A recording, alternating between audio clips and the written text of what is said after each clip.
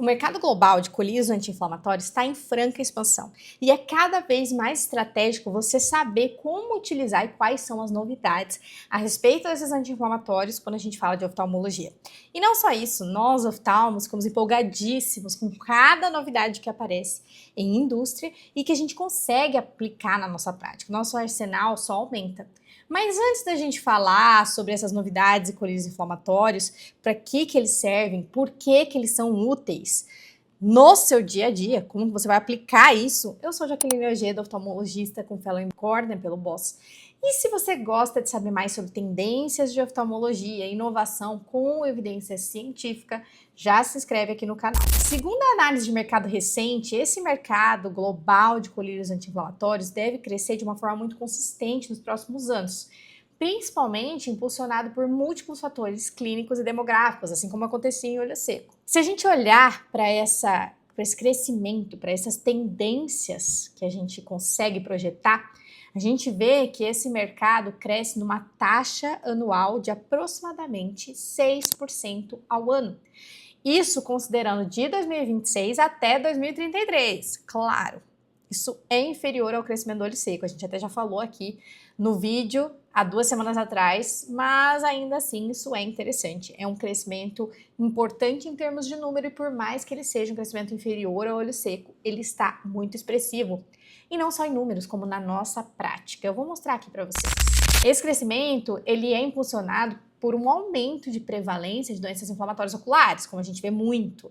A conjuntivite alérgica, a inflamação pós-operatória, que cada vez a gente opera mais e para várias outras condições, ceratite, pós-ceratite infecciosa. Então, existe uma ampla gama de aplicações. Pela população global, inclusive, envelhecendo muito mais, pela demanda por terapias mais seguras, terapias mais eficazes, terapias mais confortáveis para o paciente. Essa é uma dinâmica extremamente competitiva, tem parcerias aí com grandes farmacêuticas, empresas emergentes focadas só, inclusive, em inovação terapêutica e drug delivery, que é na inovação dessas formulações. A gente tem até o Donald Dropper, que a gente comentou aqui no primeiro vídeo, que é uma tecnologia que foi comprada e é uma empresa toda que gira a respeito de você reduzir o tamanho da sua gota. Então existe todo o mercado ao redor disso. Pois bem, o que a gente precisa saber aqui, para começar, é a novidade desses colírios, tá? E o primeiro, que não é novidade, né? Não é grande novidade, existe um foco crescente aí em colírios sem conservantes, mas ainda assim é importante a gente saber, existe um investimento muito grande em formulações de nanoemulsão. E aí a gente vê novidades como a ciclosporina, que apareceu em praticamente metade do congresso da ASCRS e da Academia Americana, era a divulgação de novas fórmulas de ciclosporina, então não tem como ignorar isso, ela é um dos principais alvos. E eu vou trazer aqui para você uma relação de ciclosporinas novas e como você consegue utilizar isso, tá? Agora, qual que é a grande vantagem de você alterar essa fórmula de ciclosporina? Principalmente em pacientes que vão utilizar por longa data e que não toleram uma emulsão comum, como é o caso do Restasis. Se a gente pega aqui o Restasis, que é uma emulsão catiônica óleo em água, a gente vê que ela tem uma limitação histórica de biodisponibilidade, fora uma irritabilidade muito grande, aplicação de 12 em 12 horas e tudo mais, por mais que não tenha conservante. Mas você consegue melhorar isso tirando o conservante, fazendo uma nanociclosporina, formulação anidra, sem água. Isso entrega mais e arde menos. Isso é o caso da Vivai. Então, a Vivai, a gente tem essa solução não aquosa, em que você tem a melhora dos sintomas, o início dessa melhora, nas primeiras 2 a 4 semanas, quando as melhoras dos sinais acontecem um pouco mais tardias, acontecem com 4 a 8. Mas ainda assim, uma excelente opção, porque ela gera melhor tolerabilidade e menos dor. Quando a gente fala da Cequa, que é uma aplicação de 12 em 12 horas, ela é nanomicelar. Ela pode ser utilizada quando você quer uma solução aquosa com uma expectativa de resposta aí em meses, 2 a 3 meses, então ela ainda assim ela é mais rápida do que, por exemplo, um Restasis, mas ainda um pouquinho mais lenta do que a Vivai, mas ela é uma ótima opção, já está à venda. Então ela é uma opção que gera essa resposta mais precoce, com melhor tolerabilidade, apesar de ser também um pouco pior que a Vivai em termos de tolerabilidade, porque ela ainda assim tem água. E a gente também tem a iCares. A iCares é bem interessante porque ela tem uma ciclosporina 0,1%, então ela é um pouco superior em concentração do que o Restasis, né, que é 0,05, mas a grande novidade a respeito dela não é tanto na concentração, mas sim na alta retenção. Então, ela consegue aumentar o período de aplicação, fazendo uma aplicação só uma vez ao dia para o paciente. Então, por mais que ela não seja tão confortável, ela tem uma ótima biodisponibilidade, ela tem um clearance, né, mais lento, então ela dura 24 horas de ação.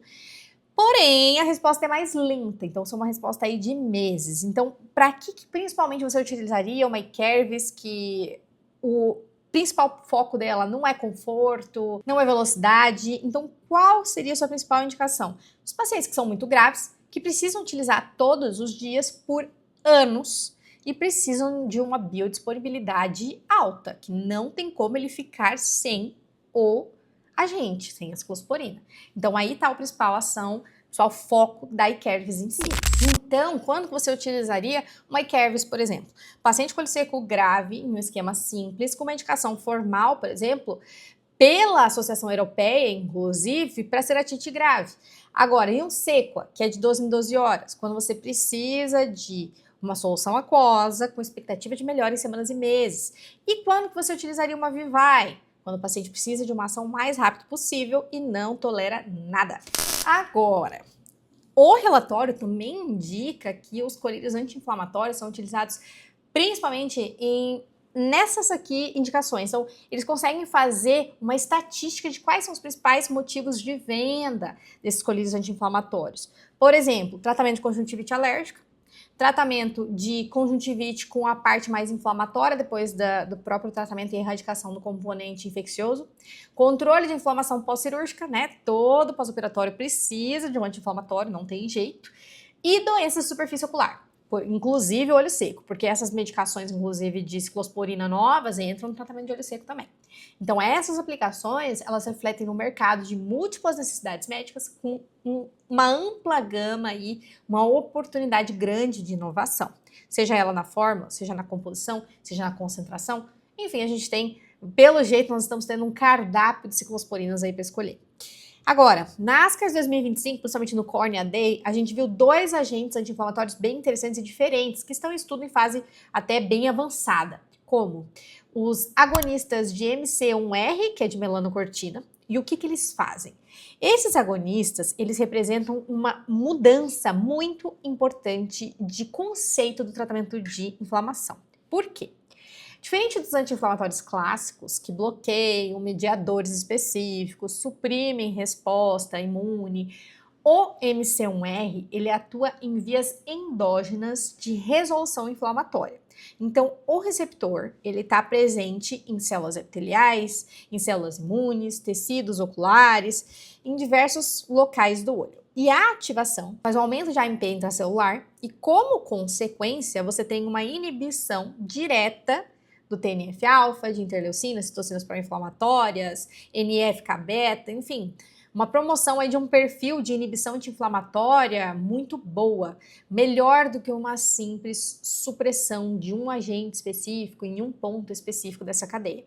Então, do ponto de vista clínico, isso posiciona esses agonistas de MC1R como potenciais terapias e nos pacientes crônicos. Então, paciente com inflamação crônica de baixo grau, ou que tem um olho seco inflamatório um pouco mais grave, uma alergia ocular persistente, que tem menor risco técnico de efeitos colaterais do que com o uso de corticoide. Então aí tá a grande vantagem. Em você ter o grande diferencial, em que o tecido melhora o estado de homeostase, em que ele não apenas quebra o estado inflamatório, né, e não deixa ele mascarado, mas que você de fato melhora o ambiente todo inflamatório ali. Segundo, o Reproxalap. O Reproxalap é um inibidor de RASP, né, que são espécies reativas de aldeído. E o mecanismo desses inibidores são neutralizar os RASP, que são essas espécies reativas, que estão envolvidas ali no início e na manutenção de inflamação de superfície ocular, inclusive alergia e olho seco. Até porque um dos principais estudos é em alergia. A gente já tem a comprovação em estudos de imunologia, revistas de alergologia, mas não tanto no olho seco. Agora que estão trazendo para o olho seco inflamatório. Então, qual que é o potencial clínico? Demonstrou melhora de hiperemia, melhora de prurido, melhora dos sintomas no geral de alergia. E isso mostrou resultado tanto de forma terapêutica como profilática, inclusive, para esses pacientes. Então, eles utilizavam como profilaxia, como aquela medicação que você precisa utilizar todos os dias. Então, a respeito de status de aprovação, ele ainda não está comprovado pela FDA para uso ocular, mas a gente tem aí uma previsão de sair nos próximos meses. Então, aqui o diferencial é literalmente evitar a ativação de vias inflamatórias subsequentes. É você agir de uma forma mais central, mais direta, inibindo a cascata e não em um ponto da cascata, assim como foi os inibidores do receptor. Então, a maior promessa, inclusive em alergia ocular e olho seco, é inclusive os inibidores de RASP, tá? Eles estão bem avançados em níveis de estudo aí. Tem mais um, que é o licalimab, tá? O licalimab, ou licalinimab, ele é um anticorpo monoclonal em desenvolvimento, que ele vai atuar como uma via completamente diferente dessas ali tradicionais que a gente tem visto. Então, ele trata-se de uma molécula aí biológica, né? Ela é direcionada à modulação imunológica seletiva, então ele tem como foco barrar a inflamação crônica, agindo diretamente em células T e citocinas específicas. Ele não é uma terapia tópica que a gente está muito bem acostumado a utilizar, né? Não é um colírio antihistamínico, imunomodulador, nenhum bloqueador aí de inflamação direto, como a gente viu nos outros, mas ele mostra uma tendência moderna de cada vez mais entrar em imunobiológicos. Então, você sai do tratamento inespecífico de inflamação e você caminha para agir em alvos moleculares precisos. Então, o racional por trás do licalimab, por exemplo, se alinha com o que a gente já viu em diversas outras áreas da medicina, que é reduzir a sua ação, que antes era generalizada, para uma ação seletiva em inflamação, exatamente, inclusive na inflamação da área que você quer, qual é a biodisponibilidade que você quer. Então, tendo um menor impacto em mecanismos todos fisiológicos normais que você poderia ter. Então, é um potencial de controle sustentado de doença para que você modifique a homeostase da região e não apenas haja com alívio sintomático ou, enfim, com diversos efeitos colaterais, né? Então, no contexto de alergia ocular, de superfície ocular, isso aqui reforça a ideia de que nem todos os pacientes vão responder adequadamente para as terapias que a gente já tem. E talvez, na verdade, talvez não, né? Porque a gente vê isso na nossa prática. Muitos pacientes precisam de algo além. E a gente está vendo que está se abrindo espaço não só para novas fórmulas, mas terapias biológicas, como é o caso desses receptores, do próprio anticorpo que vai bloquear a ação anti-inflamatória. Então, como que isso pode se integrar no contexto dos anti-inflamatórios? Com a ação dos inibidores de RASP, os agonistas de MC1R, os anticorpos monoclonais de licalimab, fica muito claro que a gente tem essa migração de não só tratamento, como também raciocínio, né, frente à inflamação ocular. Então aqui essas três principais que a gente falou por último, que são mais novidade do que uma ciclosporina e nova fórmula, por exemplo, apesar de menos aplicável na nossa prática. Sim, é menos aplicável, mas é importante saber. Os inibidores de RASP, então, ajudam ali na atuação direta da cascata. O agonista do MC1R, que vai promover a resolução inflamatória. E os biológicos, que vão fazer a modulação imunológica altamente específica onde você quer. Então, muda completamente a forma com que a gente pensa no futuro de tratamento, tanto de alergia ocular como de superfície ocular. Certo? Então, conclusão. O que a gente pode utilizar dessa conversa sobre anti-inflamatórios? Primeiro, o mercado de colírio anti-inflamatório está em expansão sustentável. Tem uma tecnologia, um esforço em inovação que está acompanhado de um crescimento anual de 6%.